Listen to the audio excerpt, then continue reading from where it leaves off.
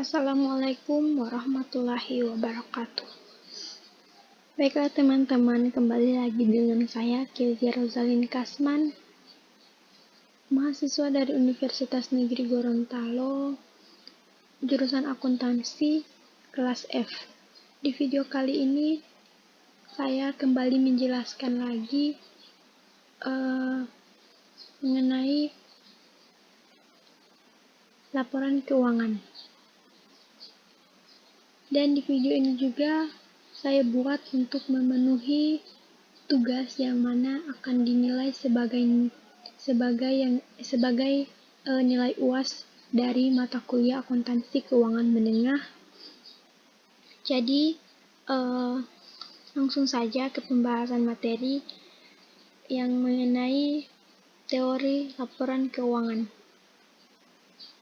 Jadi pengertian laporan keuangan. Pada umumnya, laporan keuangan itu terdiri dari neraca, laporan laba rugi, serta laporan perubahan modal. Neraca menggambarkan jumlah aktiva, hutang, modal dari suatu perusahaan pada tanggal tertentu. Laporan laba rugi memperlihatkan hasil-hasil yang telah dicapai oleh perusahaan, serta biaya yang terjadi selama periode tertentu. Jadi, laporan perubahan modal juga menunjukkan sumber dan penggunaan yang menyebabkan perubahan modal perusahaan. Dalam prakteknya, sering diikutsertakan juga laporan-laporan lain yang sifatnya itu untuk membantu memperoleh penjelasan lebih lanjut.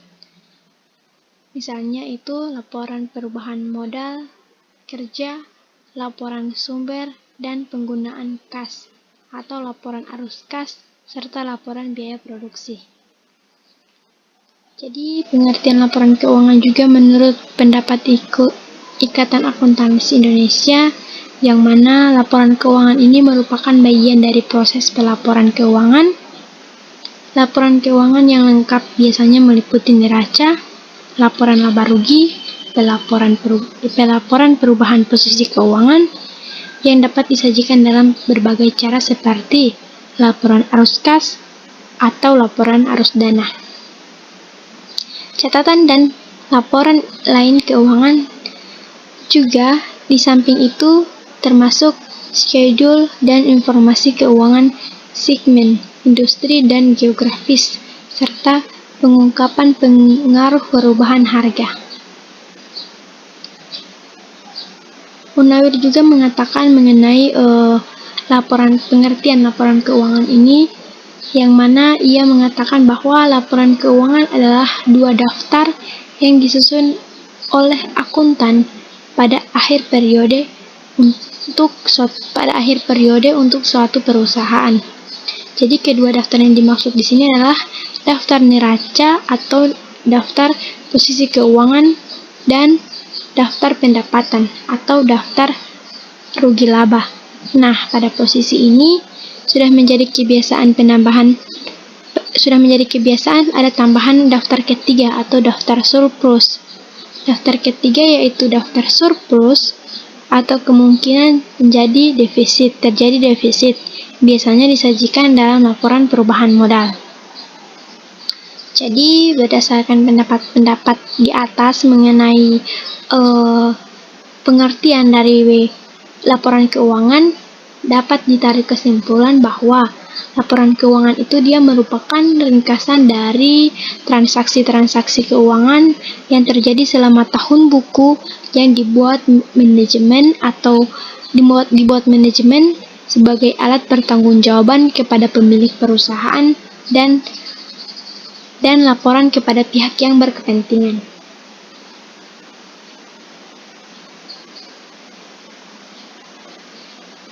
Kemudian,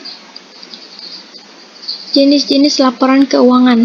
Jadi, sebagaimana yang kita ketahui, jenis-jenis laporan keuangan ini ada 5. Yang pertama, laporan laba rugi. Yang kedua, laporan perubahan modal. Yang ketiga, laporan neraca. Yang keempat, laporan arus kas. Yang kelima, yaitu catatan atas laporan keuangan. Nah, yang pertama kita bahas yaitu laporan laba rugi. Laporan laba rugi adalah laporan keuangan yang menunjukkan pendapatan dan pengeluaran perusahaan. Laporan ini juga dapat memperlihatkan apakah perusahaan menghasilkan laba atau rugi dalam periode tertentu. Laporan laba rugi ditentukan dengan menjumlahkan semua pendapatan dan mengurangi semua biaya dari aktivitas operasional dan non-operasional perusahaan. Dalam laba rugi terdapat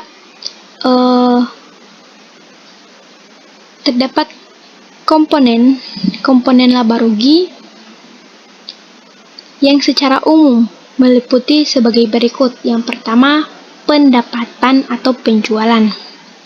Pendapatan adalah pemasukan yang diperoleh perusahaan dari penjualan atau pemberian jasa.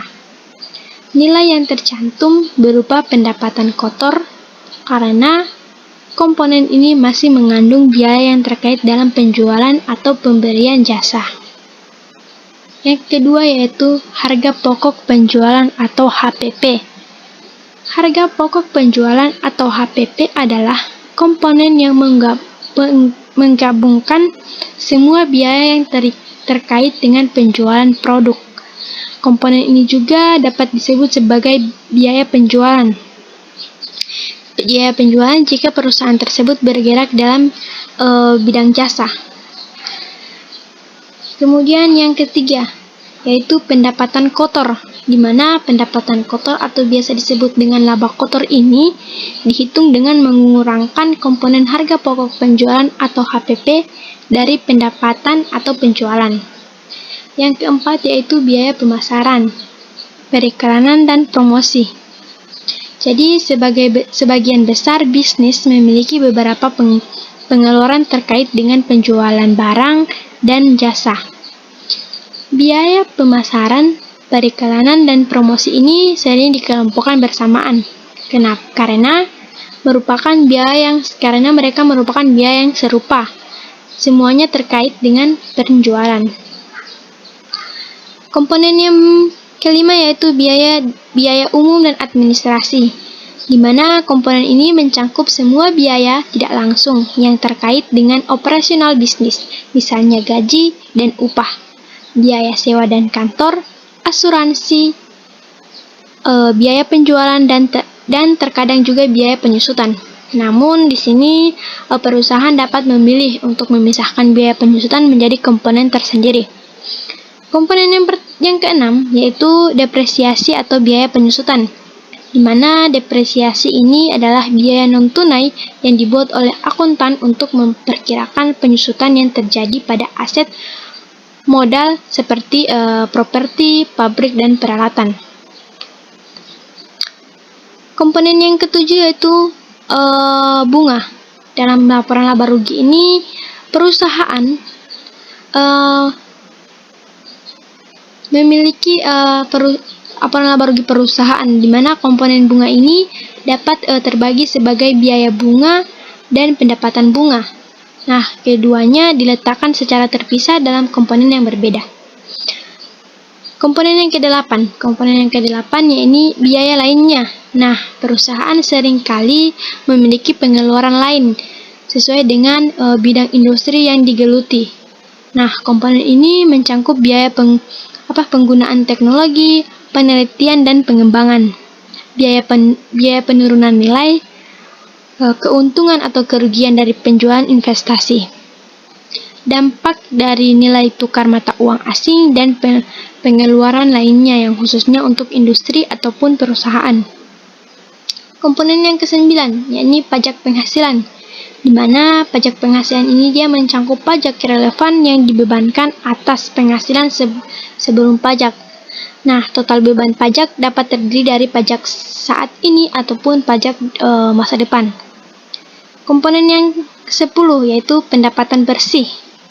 Jadi, pendapatan bersih atau biasa disebut dengan laba bersih perusahaan ini dihitung dengan mengurangi pajak penghasilan dari penghasilan sebelum pajak. Kemudian komponen ini yang nantinya akan dipindahkan ke bagian laba ditahan dalam neraca setelah dikurangi dengan dividen.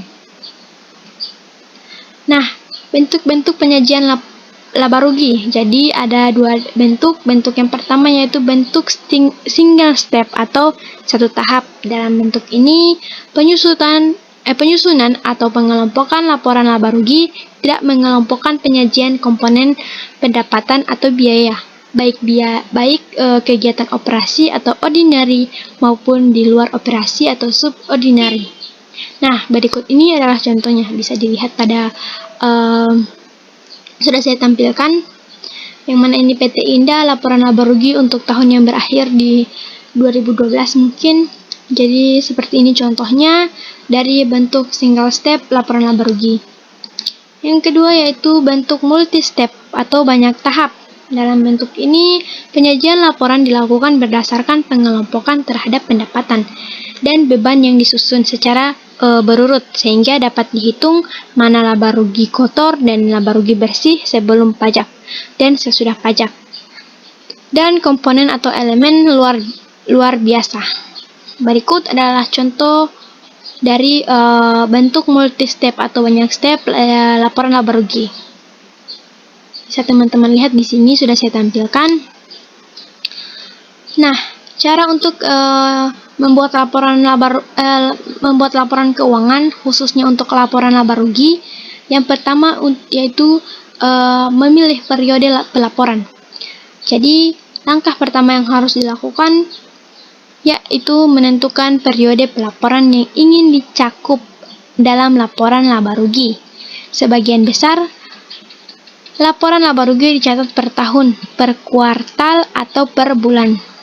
Yang kedua yaitu buat laporan neraca saldo, yang mana Anda harus mendata laporan neraca saldo dengan mencantumkan semua saldo akun yang ada di buku besar perusahaan.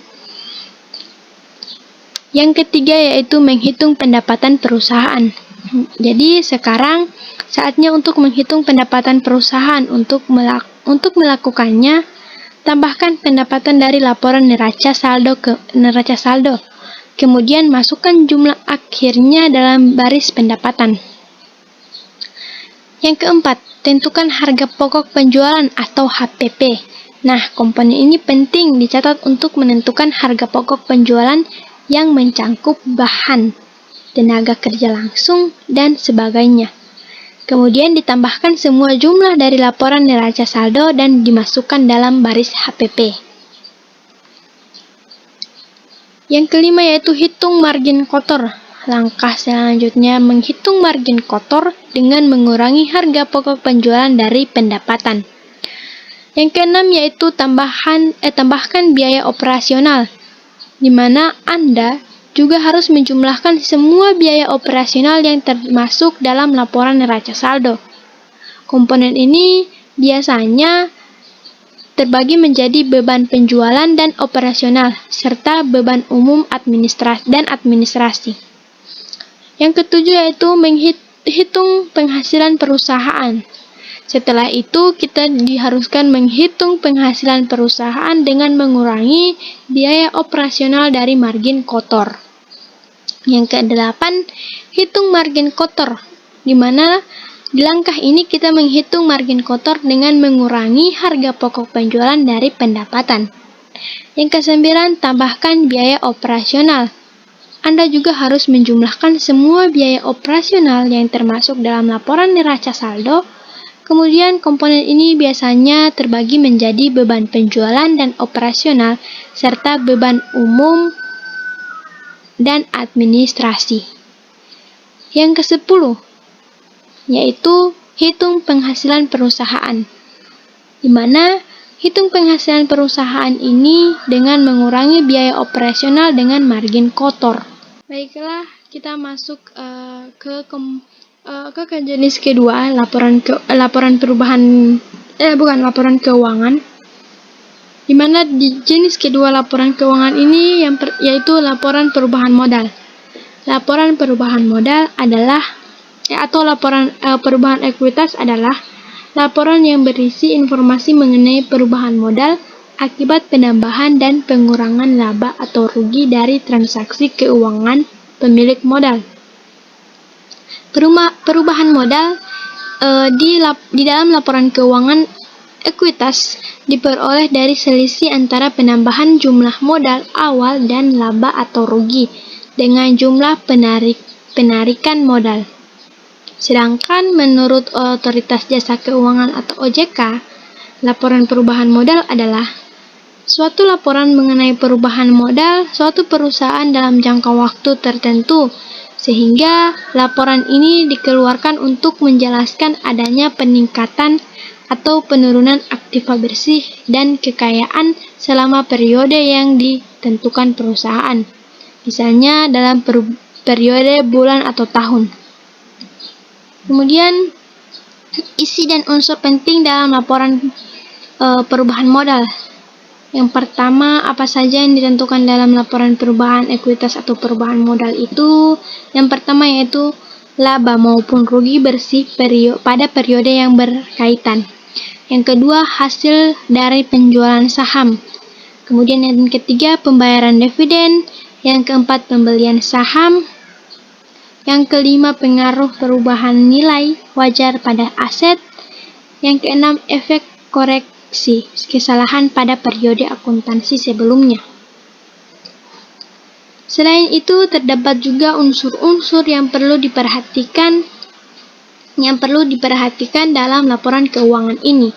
Jadi unsur-unsur itu merupakan bagian penting dalam laporan yang akan disusun berdasarkan data yang telah didapatkan. Di antaranya, yang pertama itu laba yang akan dibagi per akhir periode akuntansi. Yang kedua, dividen yang akan diumumkan. Yang ketiga, laba bersih di periode tertentu.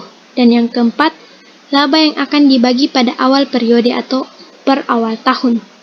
Jadi, komponen dalam laporan perubahan modal atau ekuitas. Jadi, terdapat komponen-komponen yang ada dalam laporan perubahan modal atau ekuitas ini. Ada beberapa komponen dalam menyusun laporan perubahan ekuitas, yaitu yang pertama, saldo awal atau pembukaan. Saldo awal atau pembukaan. Di mana saldo awal ini adalah saldo akhir dari laporan ekuitas pemegang saham pada periode sebelumnya. Jadi, semua penambahan dan pengurangan berikutnya dilakukan pada saldo awal laporan ekuitas atau perubahan modal.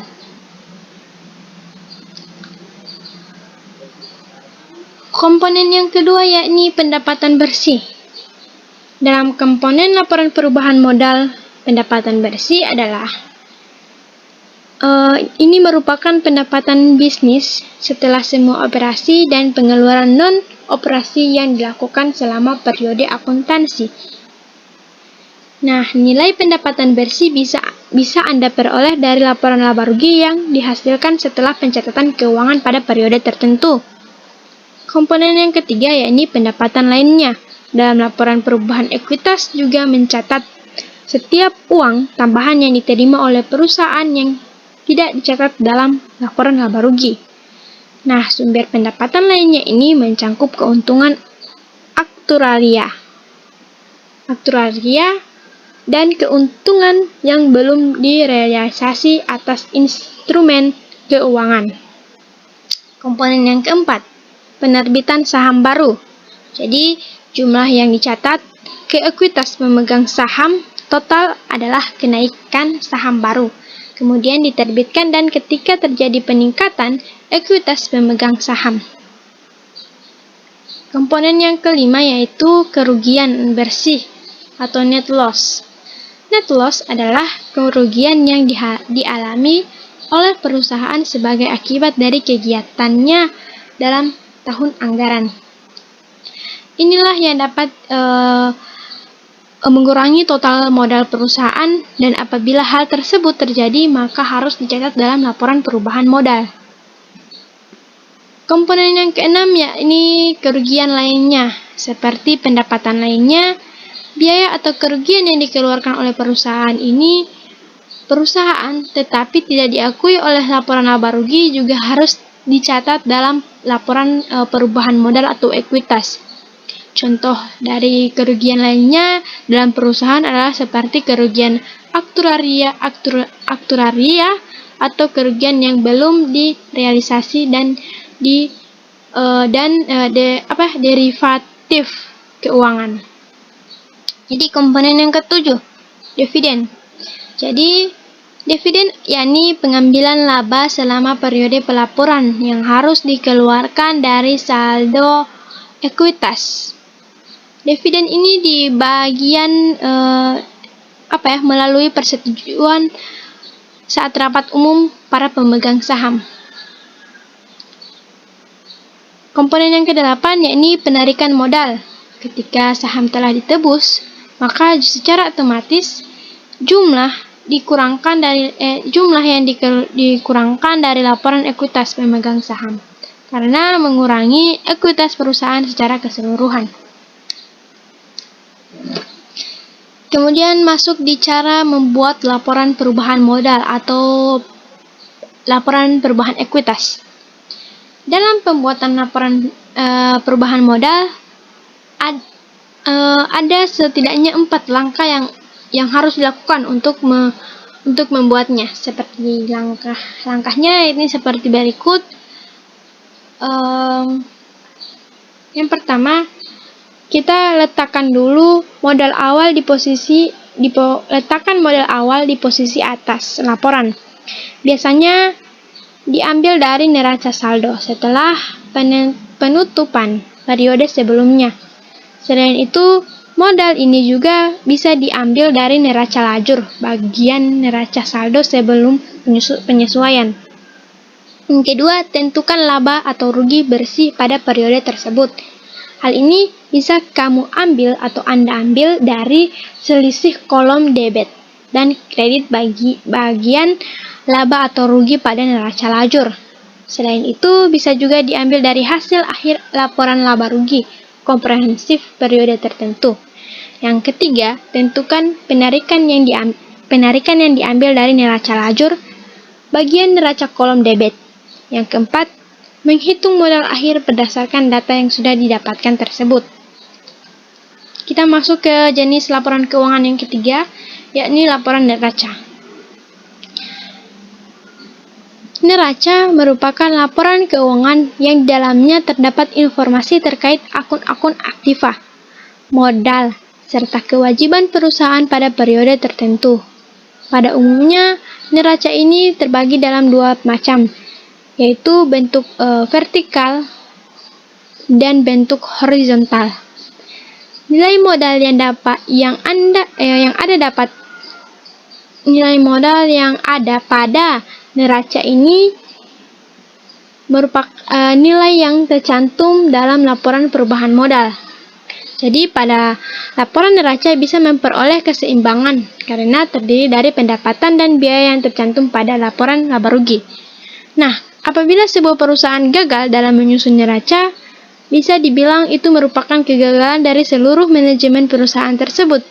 Hal ini dikarenakan di dalam laporan neraca sendiri ada informasi sangat berguna untuk pihak-pihak yang memiliki kepentingan seperti pemegang saham, kreditur, pemerintah, dan lainnya. Nah, agar bisa menentukan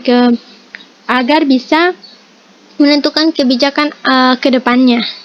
Jadi, selain itu, neraca memiliki kegunaan untuk melihat apakah kondisi keuangan sebuah perusahaan itu sehat atau tidak. Nah, tidak hanya itu, neraca juga dapat dipakai untuk memperkirakan keadaan aliran kas di masa depan, serta berfungsi sebagai alat menganalisis likuidasi dan fleksibilitas keuangan perusahaan. Jadi, komponen neraca.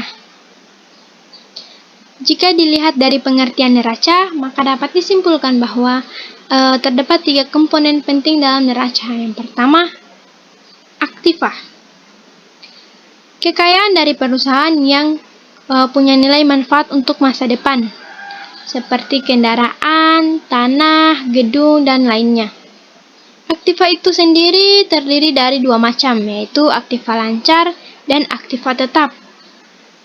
Aset lancar merupakan aktiva yang bisa dicairkan relatif lebih cepat, artinya bisa diubah menjadi sebuah kas dalam waktu setahun bahkan kurang.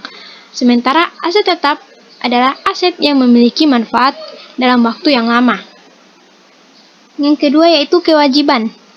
Kewajiban atau liabilitas terdiri dari beberapa macam, yaitu hutang lancar dan hutang jangka panjang. Namun, secara pengertiannya, kewajiban merupakan utang yang dibayarkan oleh perusahaan kepada pemberi pinjaman atau kreditur dan pihak lainnya. Kewajiban hutang lancar adalah kewajiban yang jatuh tempo 1 tahun. Contohnya utang dagang, wesel tagihan, gaji, dan pajak yang perlu dibayarkan. Lalu, kewajiban hutang jangka panjang adalah kewajiban perusahaan untuk melakukan pembayaran dengan jatuh tempo lebih dari 1 tahun. Contohnya, pinjaman berjangka dan obligasi dengan jatuh tempo lebih dari 1 tahun.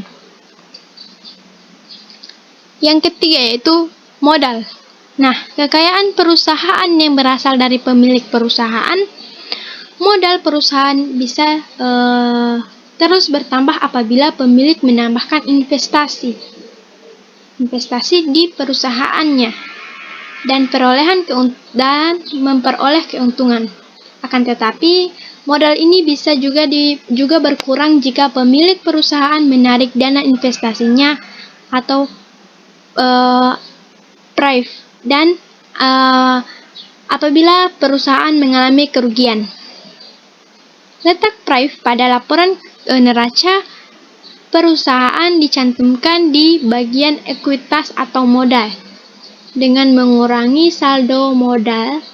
Kemudian pada bagian modal terdapat 2 komponen di dalamnya, yaitu saham desertor. Maksudnya adalah jumlah kas yang diserahkan oleh pemegang saham atau pemegang saham kepada perusahaan. Dana dari saham tersebut nantinya akan digunakan untuk berbagai kebutuhan perusahaan, misalnya membeli aset atau untuk modal kerja.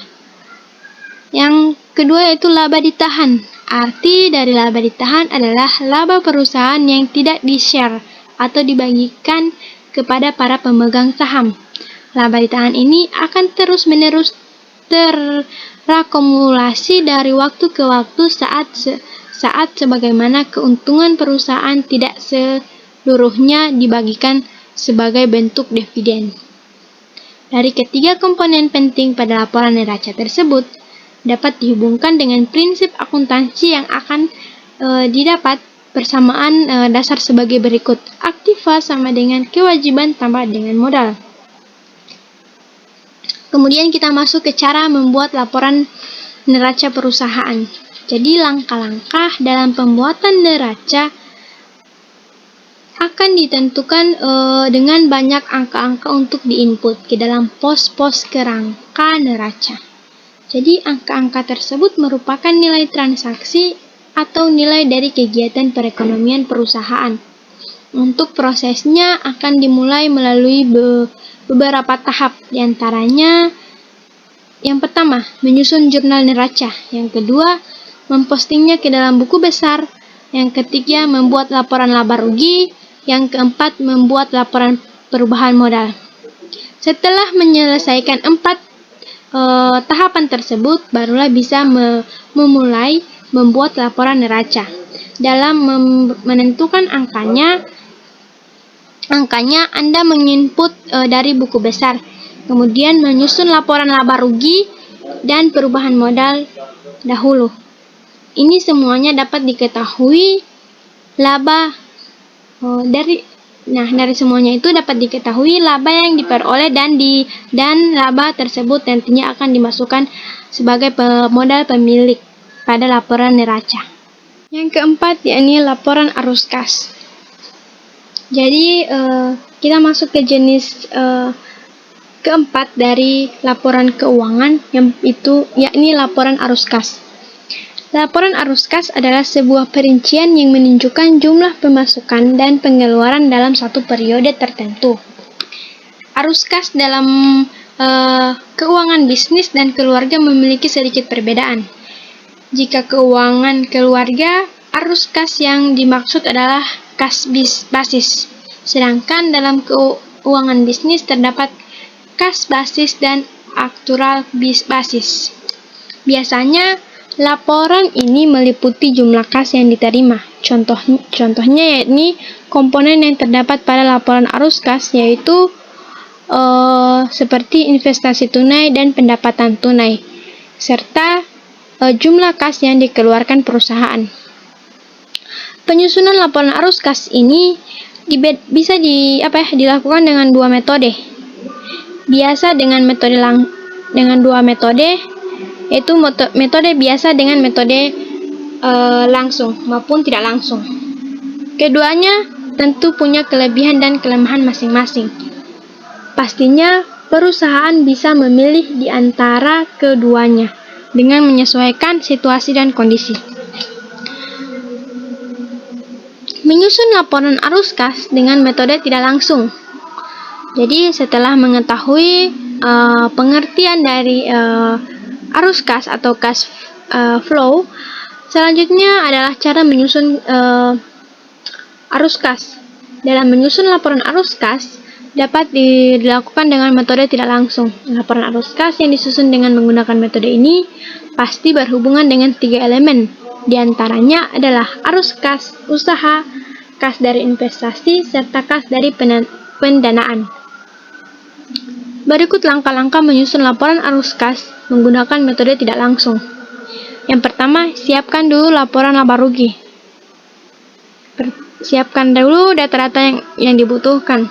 Salah satunya adalah laporan laba rugi dari periode yang sedang berjalan. Dari data tersebut akan terlihat kondisi perusahaan apakah sedang rugi atau untung. Nah, yang kedua yaitu siapkan laporan neraca. Siapkan juga laporan neraca periode yang berlangsung dan sebelumnya. Mengapa harus disiapkan laporan tahun berjalan dan sebelumnya? Hal ini berfungsi untuk membandingkan serta memperoleh data aktivitas keuangan perusahaan diperoleh tahun berjalan. Yang ketiga yakni menyesuaikan laba bersih yang dilihat dari laporan laba rugi. Pada laporan laba rugi yang didapatkan data posisi keuangan perusahaan. Jadi apakah rugi atau sedang mengalami laba. Dengan melakukan penyelesaian laba rugi, nantinya akan didapat arus kas dari aktivitas operasi. Jadi kas dari aktivitas operasi ini termasuk dalam komponen laporan arus kas dengan metode tidak langsung. Yang keempat yakni melakukan koreksi pengaruh dari transaksi buku kas. Jadi apabila sudah ditetapkan nilai arus kas dari aktivitas operasi, maka selanjutnya adalah mencari arus kas investasi dan pendanaan.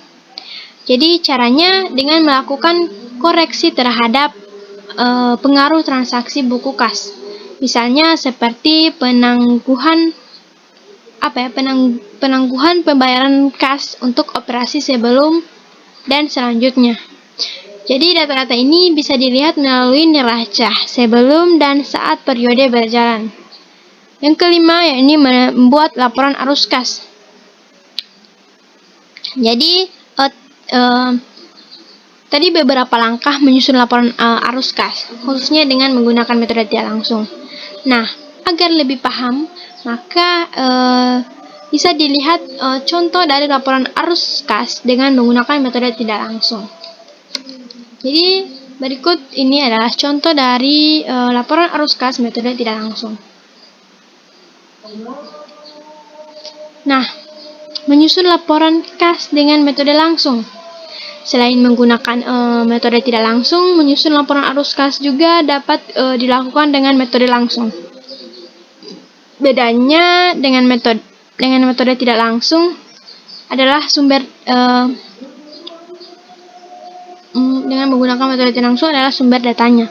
Nah, metode langsung ini menggunakan sumber data dari buku kas bank dan kas kecil. Nah, bagaimana langkah-langkah menyusun laporan arus kas menggunakan metode tidak langsung? Yang pertama, melakukan pemeriksaan silang. ada beberapa dokumen yang diperlukan untuk melakukan proses pemeriksaan silang melalui buku kas dan bank buku kas bank. Nah, rekening, koran, bonggas cek, serta buku kas kecil. Pemeriksaan silang ini juga lebih dikenal dengan istilah rekonsiliasi. Nah, jika proses rekonsiliasi bank seperti part kas ini selesai, artinya tahap pertama sudah berhasil dilalui. Yang kedua, melakukan eliminasi silang. Apa saja yang diperlukan dalam eliminasi silang? Maka semua transaksi silang yang berhubungan dengan buku kas. Yang ketiga yakni melakukan klasifikasi semua jenis pengeluaran dan pemasukan dalam laporan arus kas. Tahap ini memakan banyak waktu, namun jika saja tahap ini dilakukan setiap hari atau mencatat setiap pada pemasukan dan pengeluaran, maka tentu bisa lebih cepat. Yakni termasuk arus kas operasi transaksi adalah semua hal yang berkaitan dengan kegiatan utama perusahaan yang tercantum dalam laporan laba rugi. Sementara arus kas investasi yaitu semua transaksi yang berhubungan dengan penjualan dan pembelian aktiva tetap. Selain itu, penerimaan kas dari piutang dan lain-lain. Transaksi untuk arus kas pendanaan yaitu transaksi yang berhubungan dengan kewajiban dan modal yang dimiliki perusahaan. Nah, yang keempat yakni membuat laporan arus kas. Jika sudah melalui tahap sebelumnya, maka laporan arus kas bisa langsung disusun. Hal ini karena semua data telah berhasil didapatkan. Berikut ini adalah contoh dari laporan arus kas menggunakan metode langsung. Bisa teman-teman lihat di sini sudah saya tempelkan atau sudah saya terapkan contoh dari laporan arus kas dengan menggunakan metode langsung. Yang kelima yakni jenis dari laporan keuangan yakni catatan atas laporan keuangan. Jadi langsung saja ke pengertian catatan atas laporan keuangan. Jadi catatan atas laporan keuangan menurut PSAK 1/2015 yaitu catatan atas laporan keuangan yang berisi ringkasan suatu kebijakan akuntansi yang signifikan serta informasi penjelasan lainnya. Jadi komponen laporan keuangan yang termasuk bagian catatan atas laporan keuangan itu dia terdiri dari pertama, laporan posisi keuangan untuk akhir periode. Yang kedua, laporan laba rugi dan penghasilan komprehensif lainnya. Yang ketiga, laporan perubahan ekuitas. Yang keempat, laporan arus kas. Dari sisi lain, pengertian mengenai catatan atas laporan keuangan juga merupakan referensi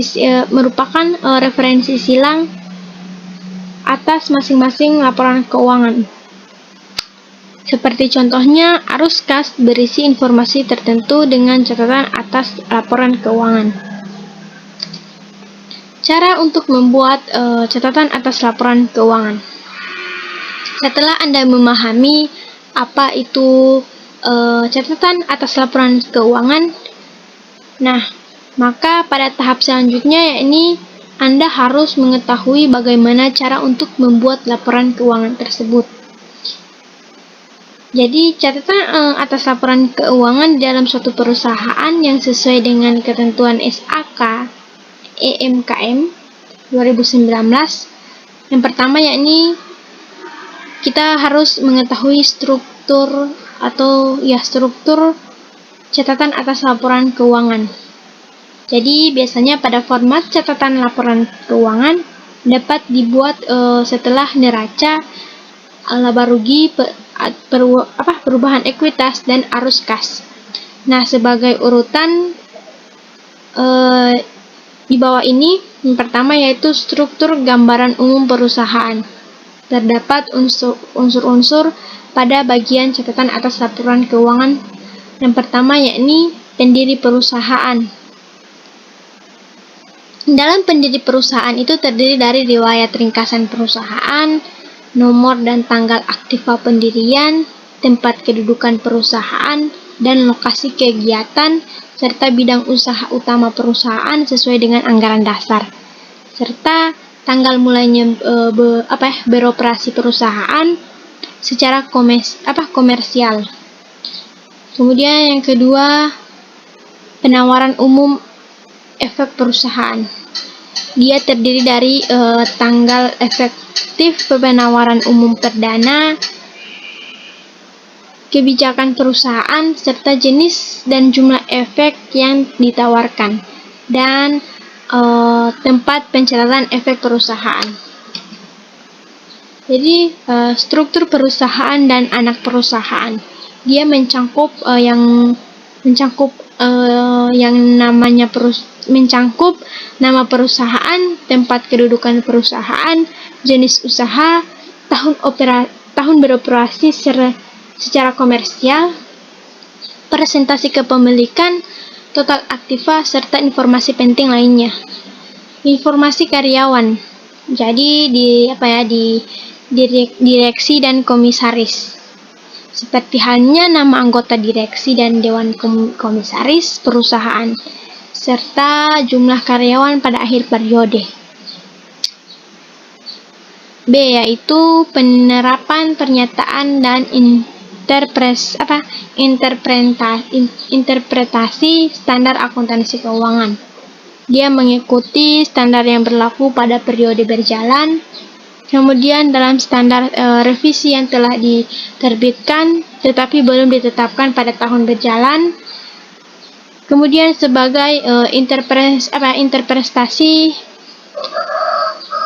standar akuntansi keuangan atau ISAK yang telah diterbitkan namun belum ditetapkan. Kemudian kebijakan akuntansi penting. Informasi ini diungkapkan dalam bagian hal tersebut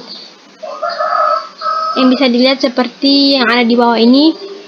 Unsur-unsur kebijakan akuntansi: yang pertama, kepatuhan terhadap SAK, yang kedua, dasar penyusunan, yang ketiga, piutang usaha, yang keempat, persediaan, yang kelima, aset tetap, keenam, pengakuan pendapatan dan beban, yang ketujuh, pajak penghasilan. Nah, untuk informasi tambahan dalam pos yang akan disajikan. Tambahan informasi pada laporan posisi keuangan atau neraca. Laporan laba rugi komprehensif, laporan perubahan ekuitas, dan laporan arus kas. Informasi tersebut juga harus sesuai urutan penyajian laporan dan penyajian masing-masing pos dengan komponen utama laporan neraca. Nah, komponen utama laporan neraca ini ada kas dan serta kas, di mana ada kas, giro, deposit, piutang usaha, persediaan, beban dibayar di muka, aset tetap, dan akumulasi penyusutan. Serta ada liabilitas, ada utang usaha, ada utang bank, dan ekuitas, ada modal dan prive.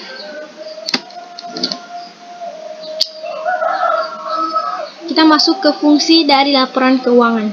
Jadi laporan keuangan itu merupakan hasil dari proses akuntansi yang dapat digunakan sebagai alat untuk komunikasi antara data keuangan atau aktivitas suatu perusahaan dengan pihak-pihak yang berkepentingan dengan data dan aktivitas perusahaan tersebut. Nah, fungsi laporan keuangan bagi masing-masing pihak dapat dijelaskan sebagai berikut. Yang pertama, bagi investor. Nah, mereka membutuhkan informasi untuk membantu dan menentukan apakah harus membeli, menahan, atau menjual investasi tersebut. Pemegang saham juga tertarik pada informasi yang memungkinkan mereka untuk menilai kemampuan perusahaan untuk membayar dividen. Yang kedua, karyawan. Dalam karyawan dan kelompok-kelompok yang mewakili mereka tertarik pada informasi mengenai stabilitas dan profitabilitas perusahaan.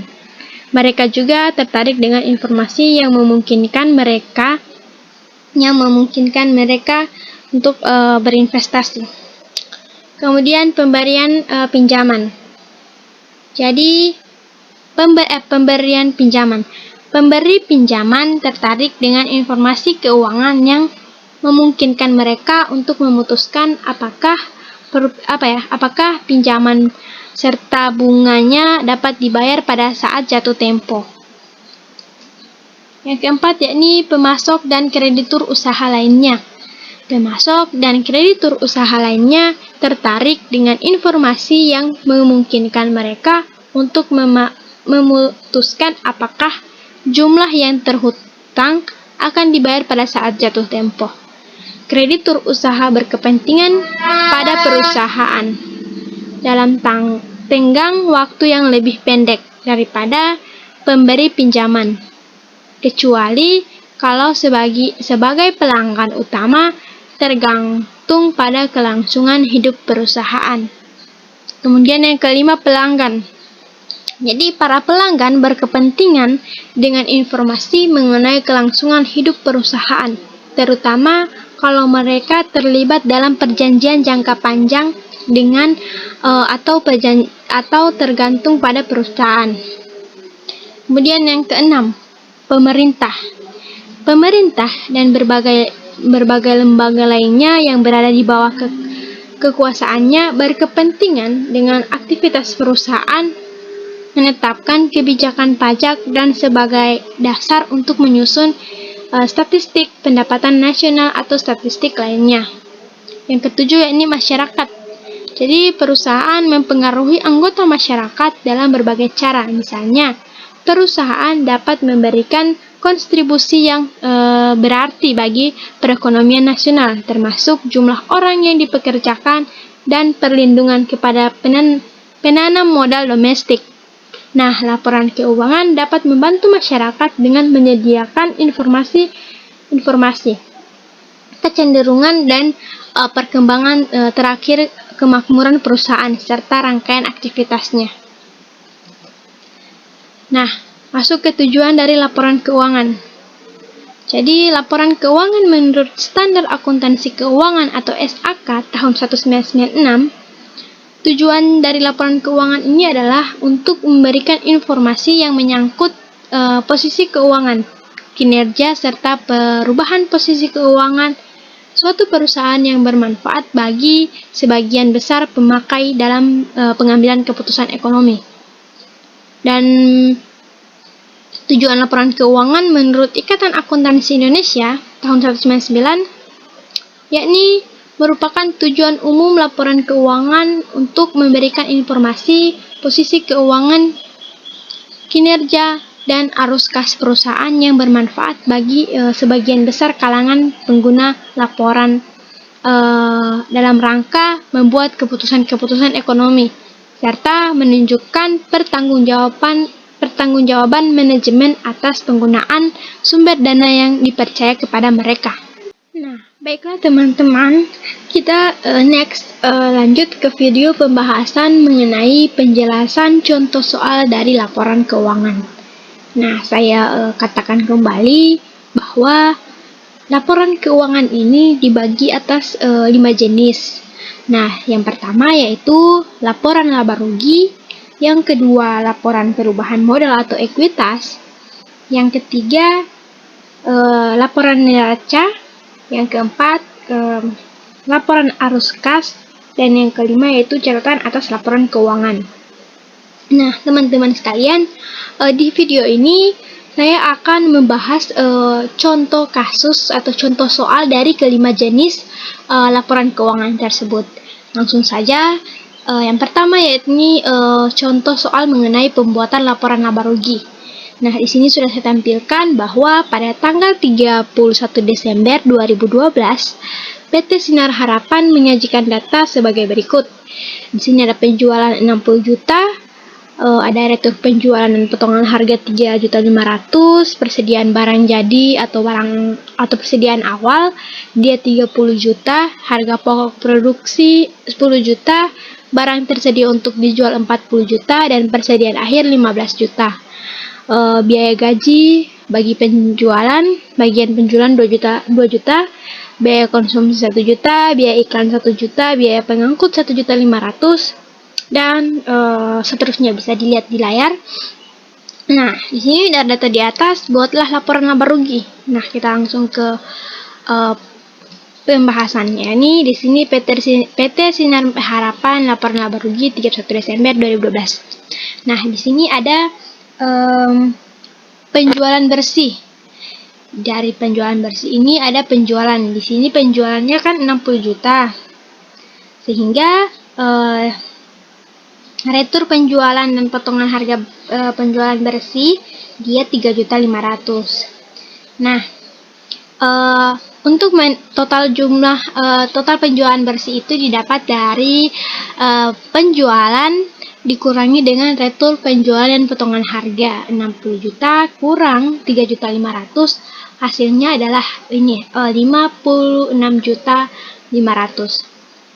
Kita langsung ke harga pokok penjualan, di mana di sini untuk mendapatkan harga pokok penjualan, di sini persediaan barang jadi atau awal 30 juta, harga pokok produksi dia 10 juta. Ini dijumlahkan, keduanya dijumlahkan menjadi barang tersedia untuk dijual sekitar 40 juta. Kemudian dikurangkan dengan persediaan barang jadi atau persediaan barang jadi, sehingga dia memperoleh harga pokok seharga 25 juta. Sehingga untuk memperoleh laba kotornya, dia total penjualan bersih dikurangi dengan harga pokok penjualan, sehingga dia memperoleh 3.500.000. Next, di sini biaya masih tetap laporan laba rugi. Nah, biaya-biaya operasional, di sini ada biaya penjualan, ada biaya gaji, ada biaya konsumsi, biaya iklan, biaya pengangkut, biaya rata-rata bagian penjualan. Nah, semua ini ditotalkan jadi biaya penjualan sekitar 6 juta, maaf. Nah, untuk biaya administrasi dan umum, di sini sudah lihat 750, 1.300.000 dan seterusnya. Kemudian ditotalkan biaya operasional menjadi 3.700.000. Nah, untuk memperoleh laba bersihnya, kita akan laba kotor ini kan 3.500.000. Nah, 3.500.000 ini dikurangi dengan beban-beban, dikurangi dengan biaya dikurangi dengan total biaya penjualan dan total biaya operasional, sehingga dia memperoleh 2.021.800.000. Nah, lanjut. Nah, di sini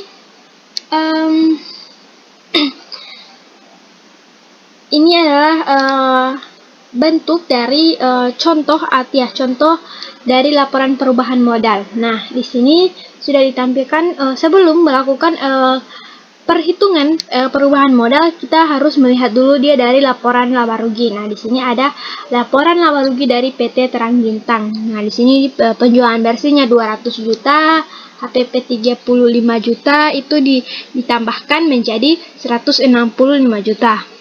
Kemudian ada beban usaha. Nah, beban produksi 50 juta, 30 juta, dan 10 juta ditambahkan menjadi total beban usahanya 90 juta. Kemudian laba usahanya yaitu 75 juta. Untuk mendapat laba usaha itu dia dari laba kotor dikurangi dengan beban-beban. Nah, kemudian laba sebelum pajak 75 juta. Ini sebelum pajak. Nah, ini sudah dikenakan pajak PPh sebesar 8 juta, sehingga dia dikurangkan 75 kurang 8 juta memperoleh laba bersih 67 juta. Next, nah, berdasarkan contoh tabel laba rugi di atas sebelumnya, nah, selanjutnya kita akan menyusun laporan perubahan modal. Nah, seperti ini. Ini adalah bentuk dari laporan perubahan modal PT Terang Bintang. Nah, di sini modal awalnya sekitar 235 juta dan laba bersih 67 juta, ditotalkan menjadi 302 juta. Kemudian kerugian lainnya itu 15 juta ditambah laba ditahan.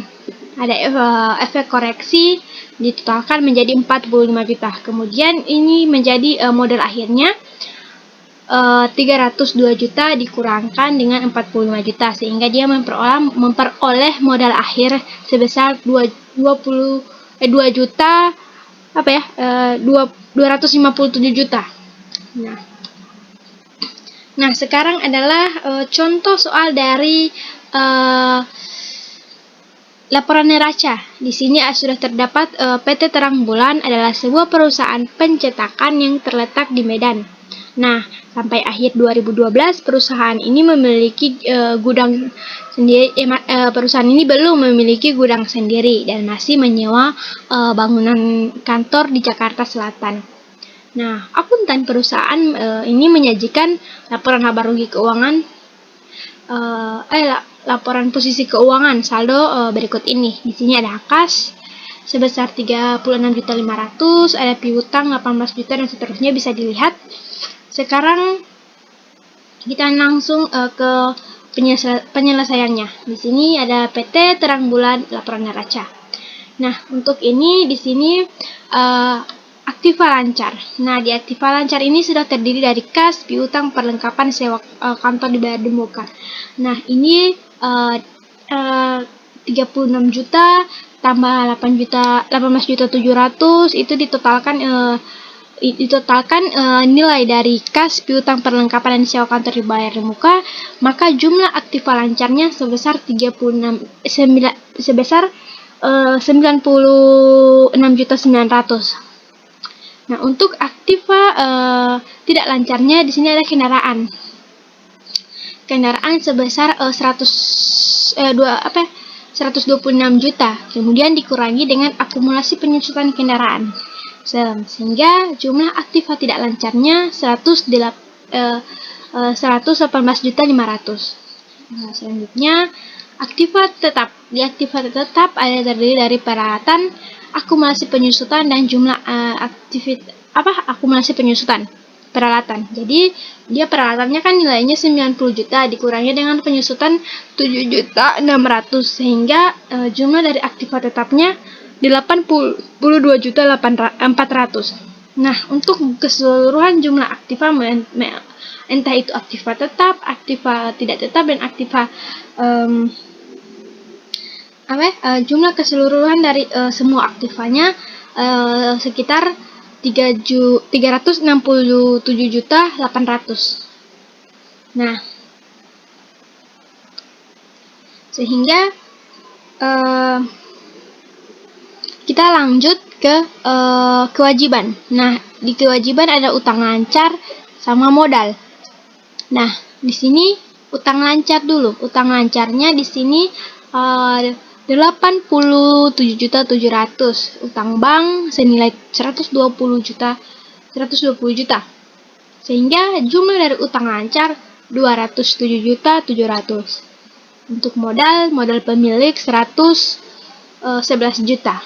Nah, di sini jumlah kewajiban dan modal. Jadi dijumlahkan untuk kewajiban di sini jumlah kewajiban dan modal di sini kan kewajibannya 207.700.000 ditambah dengan 111 juta memperoleh 318.700.000. Nah, lanjut pada pembahasan mengenai laporan arus kas. Di sini sudah ada soal mengenai pada tanggal 31 Desember 2021, PT Sinar Bulan menyajikan data sebagai berikut. Kas yang diterima dari pelanggan 30 juta, kas untuk membayar operasi 3.700.000 dan seterusnya, bisa teman-teman lihat di sini. Nah, sekarang kita masuk ke cara atau pembahasan mengenai laporan arus kas ini. Nah, tetapi di video awal yang saya menjelaskan teorinya, di sini laporan arus kas ini dia bisa dilakukan dengan dua metode, yaitu metode langsung dan metode tidak langsung. Nah, di sini saya menggunakan metode tidak langsung. Langsung saja, PT Sinar Bulan laporan arus kas 30 Desember 2021.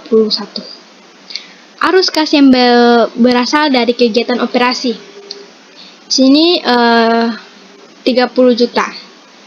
30 juta ini kas yang diterima dari pelanggan, kemudian dikurangi dengan kas untuk membeli persediaan sebesar 5 juta, kas untuk membayar operasi 3.700.000, dan kas untuk biaya bunga sebesar 1 juta, dan kas untuk membayar pajak.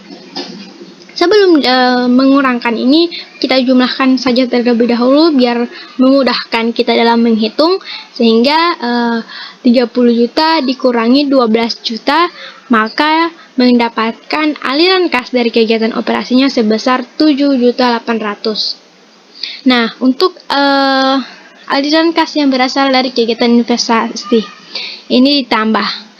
Kas masuk yang berasal dari penjualan investasi dia 17.700.000. Kemudian dia dikurangi dengan kas untuk membeli peralatan sebesar 5.500.000. Nah, berapa aliran kas bersih untuk kegiatan investasi? Nah, di sini 20 juta. Kan 20 juta dari 17.800.000 ditambah dengan 7.700.000, kemudian dikurangi dengan 5.500.000 mendapatkan 20 juta. Nah, kemudian untuk aliran kas dari pembiayaan. Nah, di sini kas yang diterima dari penjualan saham sebesar 15 juta. Nah, 15 juta dikurangi dengan kas untuk membayar dividen sebesar 3 juta, dan kas untuk membayar utang operasi atau obligasi, utang obligasi. Nah, di sini untuk memudahkan ini dijumlahkan menjadi 8 juta, sehingga 15 juta dikurangi dengan 8 juta, dia memperoleh aliran kas bersih dari kegiatan pembiayaan dia sebesar 7 juta. Kemudian ada penambahan atau kenaikan kas dia sebesar 4.500.000. Nah, untuk mengetahui saldo kas pada awal tahun, dia ditambahkan untuk mengetahui saldo awal tahun, ditambahkan dari ini jumlah kas yang diterima dari pelanggan kan 30 juta. Nah, 30 juta ini ditambahkan dengan aliran kas yang berasal dari operasi. Nah, di mana aliran kas berasal dari kegiatan operasi. 30 juta ditambahkan dengan 17.800.000, kemudian ditambah dengan kas yang masuk kas masuk dari penjualan investasi. Kas masuk dari penjualan investasi. Jadi 30 juta ditambahkan dengan aliran kas dari kegiatan operasi 17.800.000, kemudian ditambah dengan kas masuk yang berasal dari penjualan investasi 7.700.000. Nah, ditambahkan lagi dengan kenaikan kas yang sejumlah 4.500.000, memperoleh saldo kas pada awal tahun sebesar 60 juta. Dan untuk saldo kas pada akhir tahun, dia 60 juta ini, saldo kas awal tahun dia ditambahkan dengan aliran kas bersih untuk kegiatan investasi. Aliran kas bersih untuk kegiatan investasi ditambah 20 juta, kemudian ditambah dengan kenaikan kas sebesar 4.500.000, sehingga memperoleh saldo pada akhir tahun sebesar 84.500.000. Di sini adalah contoh laporan arus kas. Bukan. Mohon maaf. Di sini adalah contoh dari laporan di sini adalah contoh dari catatan atas laporan keuangan. Konsolidasi. Di sini ada PT Wicaksana, Oversize Internasional Tbk, dan entitas anaknya. Nah, teman-teman bisa lihat di sini pada tahun 1996 perusahaan ini melakukan pencatatan nilai nominal saham sebesar 100.000 menjadi 500 per saham. Nah, pada tahun 1997 perusahaan mengkapitalisasi sebagai AIGO saham menjadi modal saham dengan menerbitkan saham bonus sejumlah 89.760 saham dengan nilai nominal 500 per saham, atau seluruhnya menjadi 40 4.880.000.000 sekian, di mana setiap pemegang saham ini memiliki 50 saham yang terdaftar dalam daftar pemegang saham pada tanggal 28 Juli 1997. Baiklah, sekian penjelasan materi dari saya. Apabila terdapat kesalahan kata ataupun pengucapan serta kekeliruan dalam pembahasan soal, saya mohon maaf. Wabillahi taufiq wal hidayah. Wassalamualaikum warahmatullahi wabarakatuh.